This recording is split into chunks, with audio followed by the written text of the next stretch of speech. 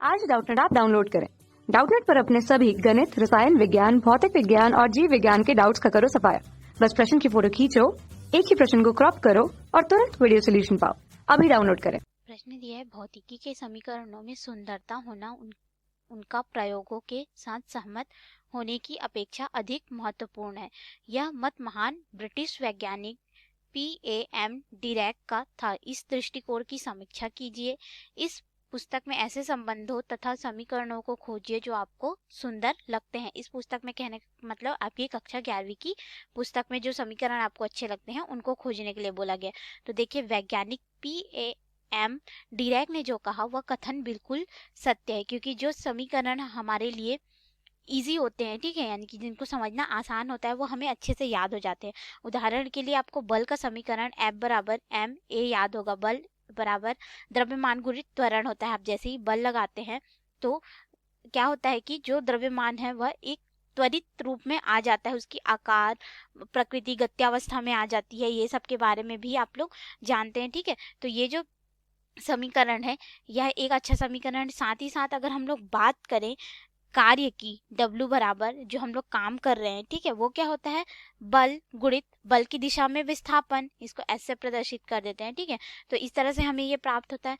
और सबसे अच्छा और सरल जो कि पूरे हमारे यूनिवर्स में यानी कि हमारे ब्रह्मांड में लागू होता है, वो अल्बर्ट आइंस्टीन द्वारा दिया गया समीकरण E बराबर mc का वर्ग होता है, जहाँ पे E ऊर्जा को बताता है, m जो रहता है वो द्रव्यमान है, c प्रकाश के वेग को दर्शाता है जिसका मान होता है c बराबर 3 गुणित 10⁸ मीटर प्रति सेकेंड, ठीक है। ये हमें दर्शाता है। देखिए, ये जो समीकरण है E बराबर mc स्क्वायर, ये बहुत ही महत्वपूर्ण समीकरण है। ये पूरे ब्रह्मांड में हमारा लागू होता है और साथ ही साथ अगर हम लोग देखें तो ये हमारे दैनिक जीवन में भी प्रयोग होता है।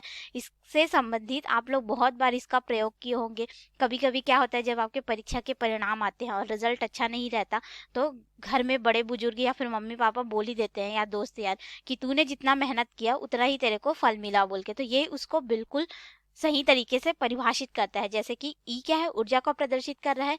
यह जो C है यहाँ पे, इन लोग के मध्य में अनुक्रमानुपाती नियतांक को हटाने पे एक नियतांक प्राप्त होता है, इसीलिए इसका मान नियत होता है, ठीक है।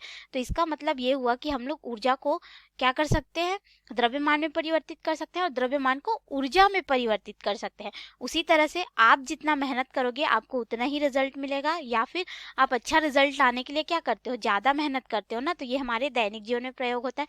सारे समीकरण हमारे दैनिक जीवन में प्रयोग होते हैं, लेकिन ये जो है पूरे ब्रह्मांड में, चाहे वहाँ पे गुरुत्वाकर्षण हो या ना हो, वहाँ पे हवा हो या ना हो, ये सब जगह लागू होता है हमारे लिए E बराबर mc स्क्वायर।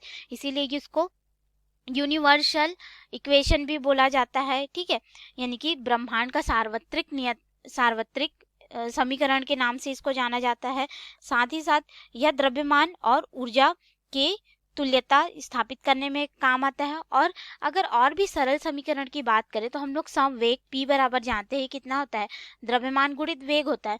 ये भी बहुत अच्छा समीकरण है। इसके बारे में अगर आप लोग देखेंगे तो संवेग से आपको क्या पता चलता है, अगर कोई वस्तु बहुत भारी है तो वह ज़्यादा वेग से गति नहीं कर सकती। जैसे कि हम लोग मान लेते हैं कि यहाँ पे दो लड़के हैं, ठीक है, एक ये लड़का है, राम नाम का बोल देते हैं, इसको R से प्रदर्शित कर देते हैं, और एक उसका दोस्त है यहाँ पे श्याम नाम का, इसको S से प्रदर्शित कर देते हैं।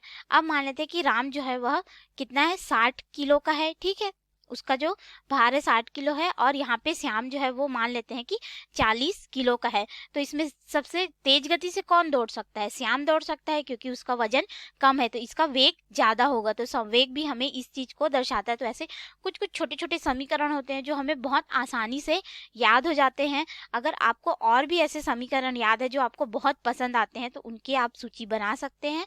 और हमसे पूछा गया था कि ये जो कथन उन्होंने दिया वह सत्य है कि नहीं, हमें इसके बारे में अपने दृष्टिकोण से बताना था।